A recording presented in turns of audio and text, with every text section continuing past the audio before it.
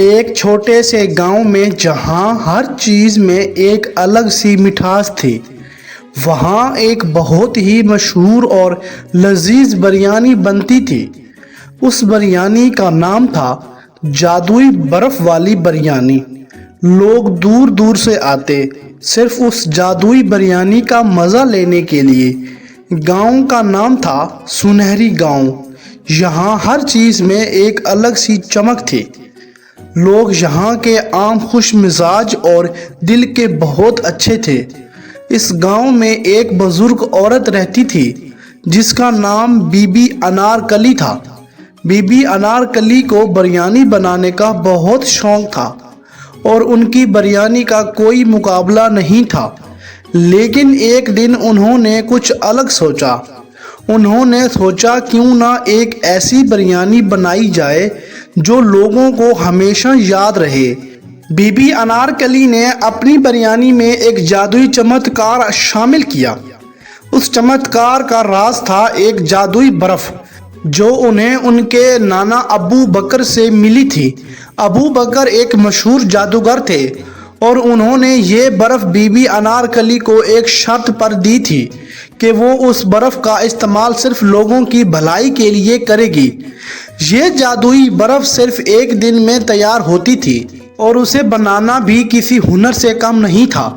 Be be Anarkali نے اپنی ماں کے سکھائے ہوئے راز اور ابو بکر کے جادوئی برف کو ملا کر ایک ایسی بریانی تیار کی جو کھانے والوں کو صرف لذیذ نہیں بلکہ خوش اور شانتی بناتی تھی۔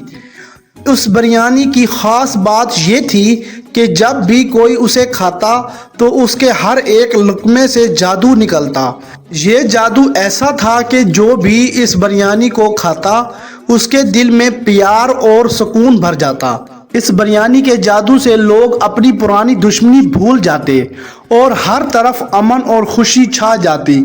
جلد ہی جادوئی برف والی بریانی کی خبر چاروں طرف پھیل گئی۔ شہر کے لوگ بھی اس بریانی کو چکھنے کے لیے گاؤں کا سفر کرنے لگے۔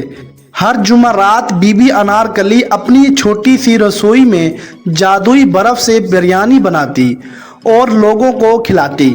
لوگ اکثر پوچھتے کہ یہ جادو کہاں سے آتا ہے۔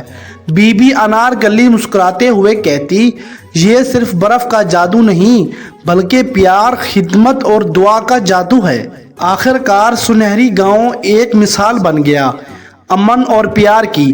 بی بی انارکلی کی جادوئی برف والی بریانی نے لوگوں کو صرف بریانی کا مزہ نہیں بلکہ ایک نیا نظریہ دیا زندگی جینے کا۔ اور یہ کہانی ہمیشہ یاد دلاتی ہے کہ پیار اور خدمت میں بھی ایک جادو ہوتا ہے جو زندگی کو حسین بنا دیتا ہے۔ اور اس طرح جادوئی برف والی بریانی کی کہانی ہر کسی کے دل میں بس گئی، ایک یاد بن کر جو ہمیشہ تازگی اور خوشی سے بھری رہے گی۔ پیارے بچوں، یہ تھی آج کی کہانی۔ امید کرتا ہوں یہ کہانی سن کر آپ لوگوں کو بہت مزہ آیا ہوگا۔ اگر آپ لوگوں کو یہ کہانی اچھی لگی ہے تو اس کہانی کو لائک کریں، شیئر کریں اور ایسی مزے کی اینیمیٹڈ کہانیاں دیکھنے کے لیے اس چینل کو سبسکرائب کریں۔ ساتھ میں بیل آئیکن کو بھی پریس کر دیں تاکہ ہماری ہر آنے والی نیو کہانی آپ تک سب سے پہلے پہنچ سکے۔